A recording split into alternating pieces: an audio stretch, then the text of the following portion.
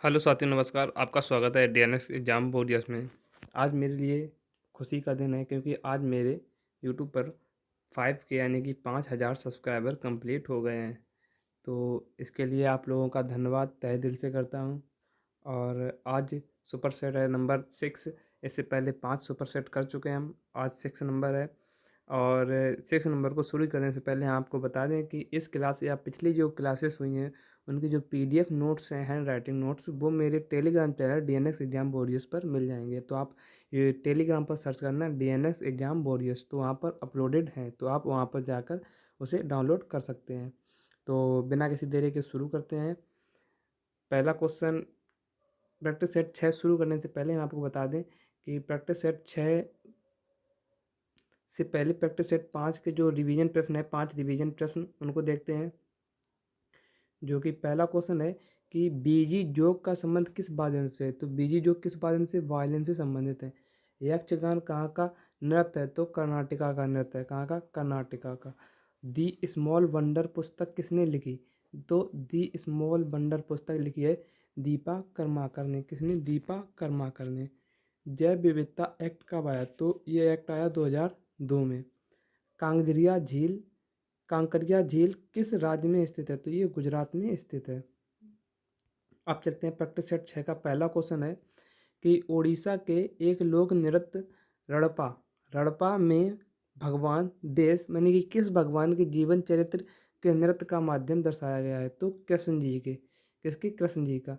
और अगर उड़ीसा के नृत्य के बारे में बात करें तो उड़ीसा के कुछ नृत्य हैं, जैसे रंगवती हुई, सबलपुरी हुई, किसावधी हुई, दलखाई हुई, बाघा नाच हुआ, गोटीपुआ हुआ और घूमरा। ये कहाँ के हैं? तो ये उड़ीसा के नृत्य हैं। आगे देखते हैं। दूसरा क्वेश्चन है बर्डी ईगल और अल्ट्राबोर्ड अल्ट्राटॉस अल्बाट्रॉस में प्रयुक्त होने वाली शब्दावली किसकी है? तो ये गोल्फ की शब्दावली है। और गोल्फ की शब्दावली टी शॉट हुई, एस हुई और एप्रन हुई या डब, ये किससे संबंधित है? तो ये गोल्फ से संबंधित है। पोलो से हुई, मैलेट और डिटूर किससे है? तो पोलो से संबंधित है। बेचबॉल यानी कि पिचिंग और होम रूल का संबंध किस खेल से है? तो बेसबॉल से है। और स्वीपर और कामरबैक ये किसके हैं? तो ये फुटबॉल से संबंधित हैं। इसी प्रकार अगर पूछा जाए डमी या ग्रैंड स्लैम, तो ब्रिज ब्रिज गेम से, ब्रिज खेल से संबंधित है। और ग्रैंड स्लैम बैडमिंटन से भी संबंधित है। इसी प्रकार गैम्बिट गैम्बिट चेकमेट किससे? शतरंज से है। और कुशन क्यू बिलियर्ड्स से संबंधित है। तीसरा क्वेश्चन है कि कौन सी राज्य सरकार 2032 ओलंपिक तक भारतीय कुश्ती को वित्तीय सहायता प्रदान करेगी? तो उत्तर प्रदेश सरकार करेगी। अगर आप सोचे भारतीय कुश्ती के वर्तमान अध्यक्ष कौन है? तो संजय सिंह है। कौन? संजय सिंह। कुश्ती में जो कुश्ती के जो अर्जुन अवार्ड हैं वो इस बार 2023 वाले किसे मिले हैं? तो ये मिले हैं सुनील कुमार को और अंतिम पंघाल को मिले हैं।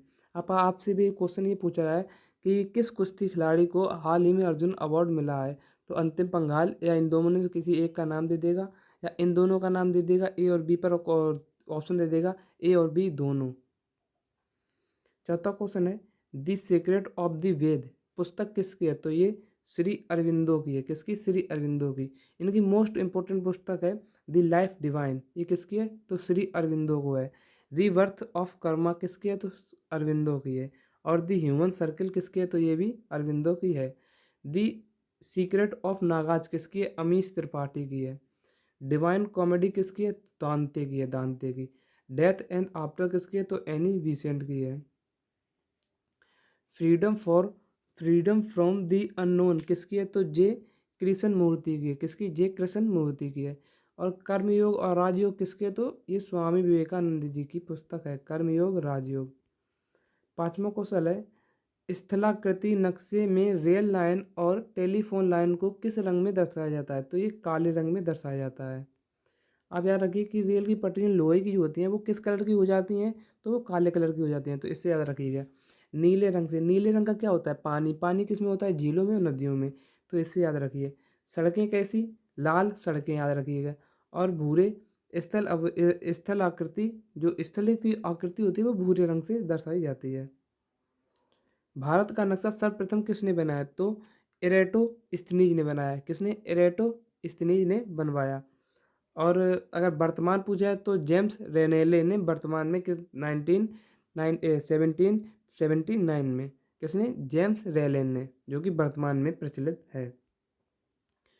छठवां क्वेश्चन है, झिरी मेला कहाँ आयोजित किया जाता है? तो झिरी मेला कहाँ आयोजित किया जाता है? ये जम्मू कश्मीर में आयोजित किया जाता है। और इसी प्रकार जम्मू कश्मीर का खीर भवानी मेला हुआ कहाँ? जम्मू कश्मीर में। पुनरम मेला हुआ, पुरमंडल मेला हुआ, ये कहाँ का है? तो ये भी जम्मू कश्मीर का है। स्नो फेस्टिवल या स्नो महोत्सव कहाँ का? जम्मू कश्मीर का है। लेवेंडर महोत्सव, लेवेंडर की भी खेती चालू हुई। लेवेंडर महोत्सव कहाँ? जम्मू कश्मीर में। गुरेज मेला कहाँ का है? तो ये भी जम्मू कश्मीर का। केसर मेला कहाँ है? तो जम्मू कश्मीर। केसर कहाँ उगाई जाती है? तो ये जम्मू कश्मीर में उगाई जाती है। तो केसर मेला कहाँ का हो गया? ये जम्मू कश्मीर का हो गया।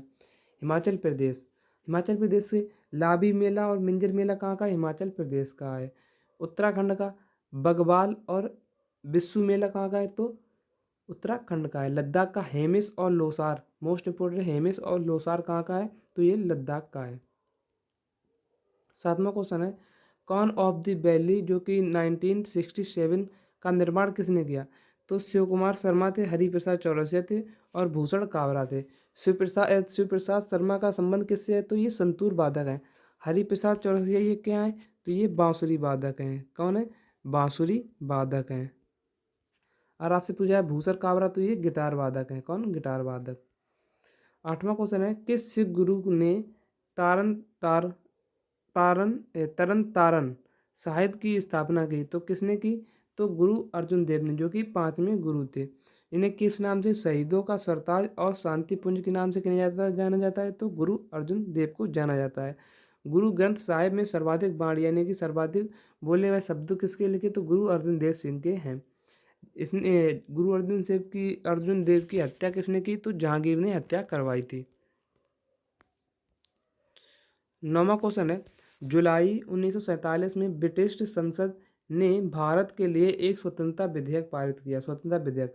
तब ब्रिटेन के प्रधानमंत्री कौन थे? तो कौन थे? क्लीमेंट एटली, जिसे एटली घोषणा पत्र के नाम से भी जाना जाता है। तो किसने? क्लीमेंट एटली थे। और रैमसे मैकडोनल्ड्स कौन है? तो ये जब गोलमेज सम्मेलन हुआ था तब ये ब्रिटिश के क्या थे? प्रधानमंत्री। और आपसे पूछा है तीनों गोलमेज सम्मेलन में भाग किसने लिया? तो बी आर अम्बेडकर ने। और आपसे पूछा है महात्मा गांधी ने किस गोलमेज सम्मेलन में भाग लिया? तो किसमें गोलमेज सम्मेलन? तो दूसरे सेकंड गोलमेज सम्मेलन में भाग लिया। और 1857 की संग्राम के समय ब्रिटेन के पीएम कौन थे? तो पामस्टन थे। कौन? पामस्टन। 10वां क्वेश्चन है, लोक लेखा समिति में सदस्यों कितने अवधि के लिए चुने जाते हैं? तो ये 1 वर्ष के लिए चुने जाते हैं। और इसका गठन कब हुआ? तो इसका गठन हुआ था 1921 में। इसमें टोटल सदस्य कितने होते हैं? तो इसमें टोटल सदस्य 22 सदस्य होते हैं। 22 सदस्य होते हैं, जिसमें से 15 लोकसभा से और 7 राज्यसभा से होते हैं। प्राक्कलन समिति का गठन कब हुआ? 1950 में। इसमें 30 सदस्य होते हैं, 30 किसके? लोकसभा से होते हैं।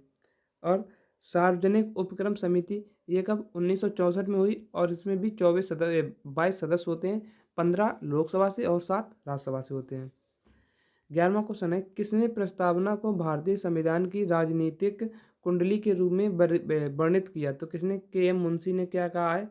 आपसे क्वेश्चन पूछा जाता है कि प्रस्तावना को राजनीतिक कुंजी किसने कहा? तो के एम मुंशी ने कहा।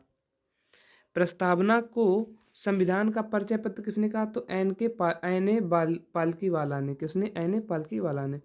प्रस्तावना को संविधान की आत्मा किसने कहा? तो ठाकुरदास भार्गव ने। किसने? ठाकुरदास भार्गव ने। आर्टिकल 32 को संविधान की आत्मा किसने कहा? तो बी आर अम्बेडकर ने। और डीपीएसपी को संविधान की आत्मा किसने कहा? तो ये ऑस्टिन ने कहा।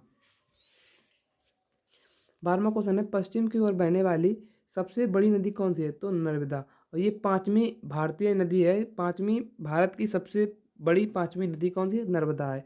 ये किसमें? अरब सागर में गिरती है। स्वर्णरेखा नदी के किनारे कौन सा? तो जमशेदपुर शहर बसा हुआ है, जिसे भारत का पिट्सबर्ग भी कहते हैं। 13वां क्वेश्चन है कथन से, पर्वतों को एक रेखा में व्यवस्थित किया जा सकता है जिसे श्रेणी कहते हैं। बिल्कुल सही बात है।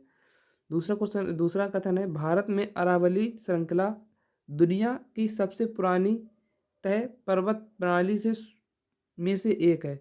तो ये कथन बिल्कुल सही है। तो यानी कि 1 और 2 दोनों सही है। 14वां क्वेश्चन है, बैंकिंग विनिमय अधिनियम 1934 के तहत 1935 में रिजर्व बैंक की स्थापना देश कितने रुपए से हुई थी? तो 5 करोड़ की पूंजी से हुई थी। और आरबीआई ने पाकिस्तान के केंद्रीय बैंक के रूप में कब तक काम किया? तो जुलाई 1948 तक काम किया। और अप्रैल 1947 तक म्यांमार के सेंट्रल बैंक के रूप में भी कार्य किया। आरबीआई के पहले